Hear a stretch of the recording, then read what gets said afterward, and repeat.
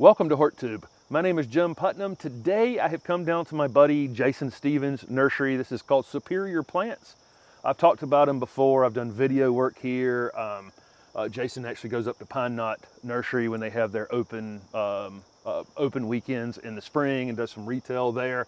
He got super interesting plants. So I'm excited for talking to Jason about interesting plants. Can you tell me something about your...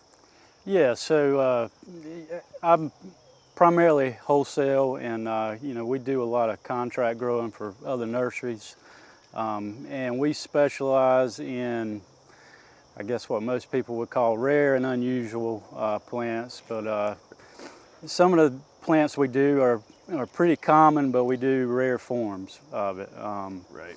One thing being Cephalotaxis seedlings, and that's nothing real rare or anything like that, but nobody else is doing it. So that's kind of what we do. We try to separate ourselves from the rest of the industry, because we're pretty much acreage-wise, we're pretty small, but we pack a lot of plants in a small space, and just try to be different from everybody else, and that's how we kind of set ourselves apart.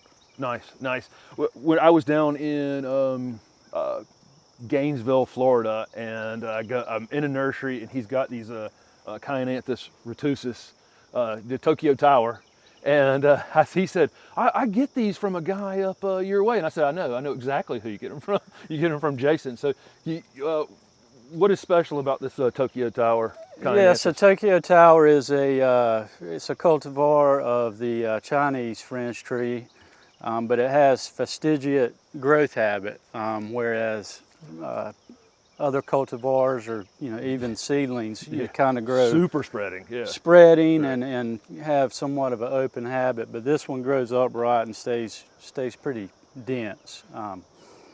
Right. Great street tree, and it's not going to get very big and not crazy vigorous or anything like that. Flowers on it, not real consistent year to year, but it's grown more for its form than anything.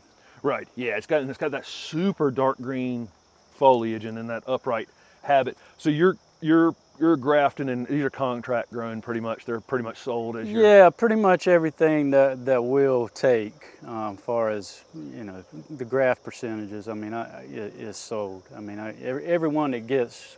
everybody that gets them from me would get, whatever I can sell. Right, I got you. So let's move on and talk about some other interesting things. All right. So we slid over to a weeping Taxodium. Tell me something about Cascade Falls.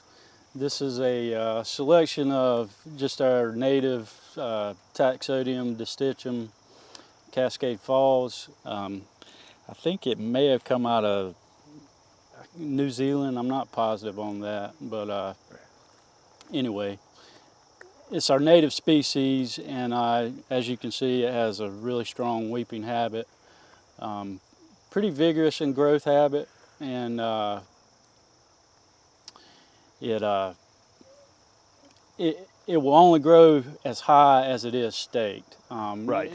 As it ages, it'll put a little bit of, it'll shoot out a shoot that'll go up, but eventually it's going to fall over. Right. So it's like the weeping red buds are now. Yeah. Okay. And So, what are you grafting this So on? Yeah, most of them are grafted up 24. Some maybe as high as 36 inches. Just depending on how well I can match up the caliper as far as the scion and the understock. Right. But grafting them higher just gives me a go ahead. It gives me a couple of feet of height. You don't have to stake that whole thing to right, get it. Yeah, exactly. Gotcha. Yeah. Well, they're beautiful. So you've got one in the landscape up there. How long has it been in the ground? Yeah, about 10 years, I would say, and it's probably a good 13, 14 years old, and got a good amount of caliper on it. But yeah, I mean, we'll get a shot of that so you can see. Okay.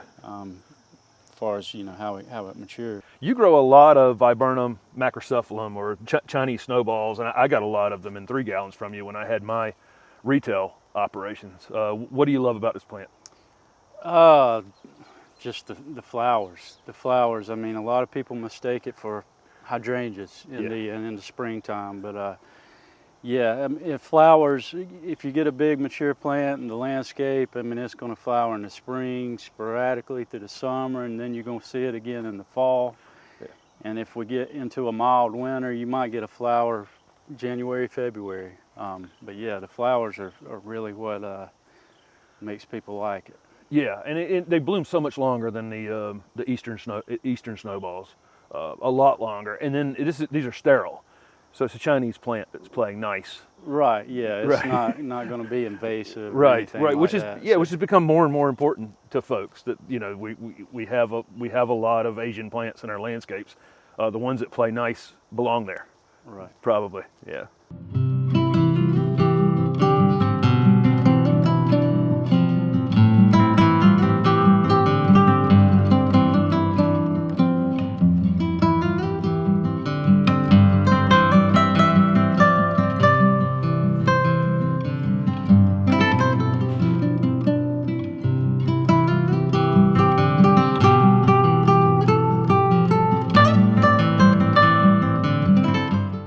So you do a lot of work with Cephalotaxis seedlings. Can you tell me about these? And yeah, so these are all seedlings, Cephalotaxis Herringtonia, and they all come from one mother plant that I have for years been able to gather seedlings germinated under the plant and then transplant them, and yeah, I got a cycle going to where I'm able to produce several hundred per year from that one plant. right. At the same time, I'm going through them occasionally and trying to find something unique in them and make a selection. And I haven't started cloning any yet, but I have started, taking some out of production and putting in the landscape just to watch and see, how different they can be. But for the most part, they're pretty consistent. Far as their growth habit, and nothing's really, you don't see a lot of variation in them. Right. And it takes them probably 5 to 6 years before you're going to be able to tell what's a male and what's a female as far as setting fruit. Right. How heat tolerant are these? I mean, they're just. So they're pretty heat tolerant. I grow them in shade, but I have seen them in the landscape in quite a bit of sun. Right. But this is like a perfect little Christmas tree in 10 years in a yeah, and I do have some customers, some garden center customers that like to get them to put in fall planters or that sort of thing, where they can put some pansies or whatever underneath them. We came across a block of Arborvitae fern that Jason is growing. I planted one of these in the landscape. I don't know, maybe 5 or 6. We may have gotten it here. I may have actually gotten it from you. What is it we like about this plant? Like the name says, I mean, it looks like an Arborvitae. People see it for the first time. They've never seen a fern look like this, and see it, want to touch it, and but yeah, it's evergreen. In the wintertime, it'll tend to bronze out some, but you'll have foliage throughout the year. Right. A lot of times people like to, in the landscape on an established plant, just whack it, cut it back in the spring just to get it to rejuvenate new growth. But yeah, I mean, it's just something a little different that you don't see often. Right, and it actually will take a little bit of dry shade, which, some other ferns don't seem to tolerate quite as well. But this, how long does it take? How are you producing these actually? So we're dividing them. Okay, I got we you. divide them late fall, early winter, and just put them in a cold frame, and then they'll start emerging in the spring. Jason has quite a few interesting things planted out in a landscape, one for cuttings and number 2 for evaluation. This is one of those Cephalotaxis we were looking at, those seedlings. How old is this one? My best estimate is at least 10, probably no more than 15 years old. Has been any pruning on it at all? No pruning. It hasn't pruned it at all. And this has probably got, of all the ones I've planted, has the best structure in it. There's 3 pretty even trunks coming up, and that's all natural. I haven't tried to train it at all. Right, right. Yeah, it's just you got a lot of interesting things out here. There's a Makawa seedling Japanese maple that I covered down with Tim or with Matt and Mr. Maple recently, but this is a seedling. Where did that one originate? So yeah, Matt and Tim can speak to this better than I can, but right, in all of us. Makawa Yatsubusa, which is a variety of Japanese maple that grows real dense, yeah, like this. If you collect seed off of it and grow them, there's a lot that they say, you know, come true to seed, which is not. I mean, it's not Makawa at that point, but it just has a lot of the same growth habit. Right, I got you. Oh, nice. That's a nice one. How long has that one been in this space? So this plant is probably, oh man, at least 5 years old. Wow. Probably closer to 8. Wow. It's just, yeah, nothing to do to it, right? Yeah, nothing to do to it. Right. Yeah, it's not going to overtake a space at all. Right. Okay. Let's hop around and take a look at some other things. One of my absolute favorites is Cryptomeria japonicas. We have Yoshino that gets probably 75 to 100 feet tall or something like that, down to little teeny tiny ones and little globe ones, and they're always been one of my favorites. My little 2/10 of an acre lot won't hold a lot of upright growing ones, but can you tell me about this one? Every time I see this plant, I love it. Yeah, so this one is called Ericoides, and as you can see, I mean, it is pretty unique. Yeah. Puts out these long shoots of growth that makes it maybe somewhat resemble like the monkey puzzle. Yeah, it does look like a monkey puzzle. Yeah. Yeah. How long has this one been in the ground? So, yeah, you hit me with this a lot, Jim. But, yeah, it's at least 10 years. Right. Yeah. Time is hard for me as well. Yeah. Years start to run together at some point. Right. I reinvent myself about every 6 years, so that's my problem. I need to know which 6-year increment it was in. Okay. Yeah, I just love this tree. There's one in Raleigh that I pass frequently walking. It's just completely wild and so unique and underused. Yeah, you don't see it. And actually, I'm not producing it at this moment. So yeah, there's not right. There's not many of them in the market at any one time. Right. Here's one I had to stop and talk about. This is a red Star Camiociferous. This is a plant that I grew in my nursery years ago. It's extremely dry right now, and this is in a kind of a dry shade, part shade planting with a lot of other root competition around it. Zone 7B, almost, we're probably 8 here. And here's a conifer that's doing exactly what everybody would want it to do in a very small lot for screening. Can you tell me about this? Yeah, so this is a native species, Thioides. I'm currently not growing it, but I have grown it in the past. But yeah, I mean, it makes a really nice container plant for a period of time. The only thing, it can seem to dry out in the winter time, and right. That could be a problem. But as you can see in the landscape, I mean, it's doing quite well right here. Right. So if you can get one that's in good shape and get it in the ground, this would be a great screening plant on a narrow lot. Yeah. For screening like a patio or something like that. So this is another thing that definitely catches my eye. This is a seedling Elysium. You do a lot of work with Elysium and grow a lot of Elysium. Yeah, so this is a seedling from Woodland Ruby, which is a hybrid of Mexicanum and Floridanum. Right. But yeah, this is a hybrid seedling that I've planted out just for evaluation. Right. It's growing pretty dense, but I grow a number of Elysium. Elysium Floridanum, Haley's Comet. I grow a lot of Woodland Ruby, Florida Sunshine. That's just to name a few.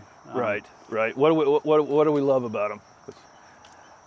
Deer don't bother them. Obviously drought tolerant. We're pretty dry. We haven't had rain in probably 3 weeks, and the last rain we got was, I would say, didn't count. Right. Yeah. Right. Yeah, and then it not only is it it's flowering. It's flowering in those conditions. Right. Yeah, it's flowering. So yeah, and typically these like Woodland Ruby will flower in the spring, sporadically through summer. Then you get another show in the fall. Right. Yeah, they're super show. I used to buy a lot of Woodland Ruby from you, and I get, when these things are in flower, customers can't resist them at all. But this is another great evergreen piece that can be, almost everybody's got a spot for it. Would you put it at part shade?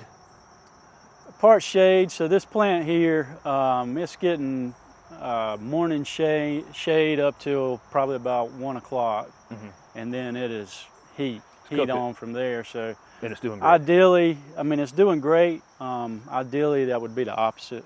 You would want morning sun and then afternoon shade. But the green foliage variety is probably doing better. Like if you Florida sunshine would probably not. Yeah. Right. It'd probably cook a little bit in those conditions. Let's look at a couple more of them. So here's a couple more Elysium that are seedlings that Jason is evaluating. What are you looking for? Usually when I'm planting them out first, it's growth habit. I'm looking for something that is more compact than what I normally see. Right. But then, when you plant a plant out and you're evaluating it, you start to get characteristics that are not necessarily good. And here's one to where leaves are falling. We're in a dry period right now, but one right next to it. And then one right next to it, you're not seeing that. However, it has somewhat of an open habit, so there's always a trade-off. For one that's doing. You can see the density of this plant, but it's also dropping leaves. Right, the extra leaves are actually causing it a problem. Right. Almost, yeah, with the drought. This one's obviously showing a lot more color, but it might be because it's more in the sun. Yeah. A little more sun on it. Man, you can smell these things standing here. It's just awesome. But yeah, as you can see down here, some suckers. It's suckering, so that's one thing that I also look for is to see, how established and how much it can colonize. Right. Well, this is a good looking one here. How long have you been looking at this one approximately? Yeah, these have been in the ground at least 8 years. Okay, nice. You don't do any pruning. You're no, I haven't. Leaving them to suffer. Yeah, whatever happens. Want to see strong. Let the strong survive. So. Right. I got you.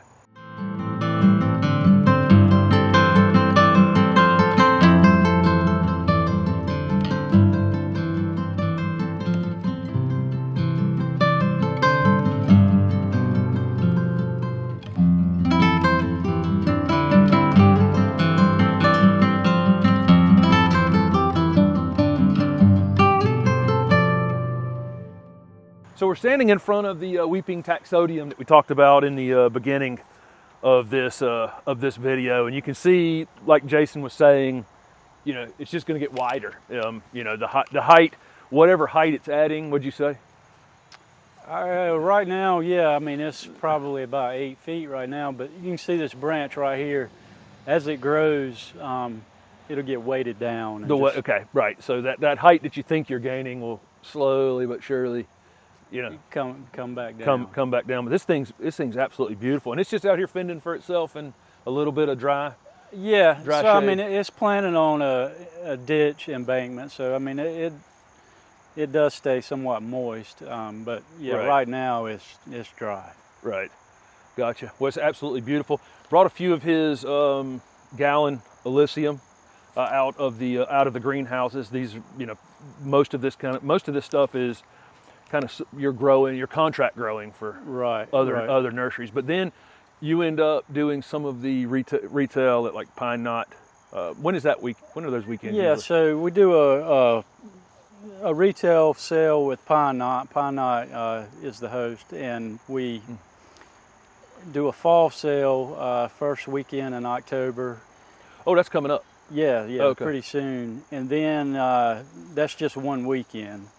In the fall, and then in the late winter, spring, last 2 weekends in February, first 2 weekends in March. Okay. If you haven't been to Pine Knot specializes in hellebores. That late February weekend, most of the hellebores are Full bloom. Or in full bloom. Yeah. Plus you have Jason's stuff there and a couple of other specialty nurseries. Guy that does a lot of cyclamen is there. It's a super interesting collection of growers, interesting things in one place. But you'll be up there the first week in October. Right. Yeah. Okay. Nice. And I just carry, I do have some people calling time to time wanting to know what I bring, and it's like the days before is when I decide, because I'm trying to carry things that are showy at that time. So. Right. And interesting. Right. Right. Okay.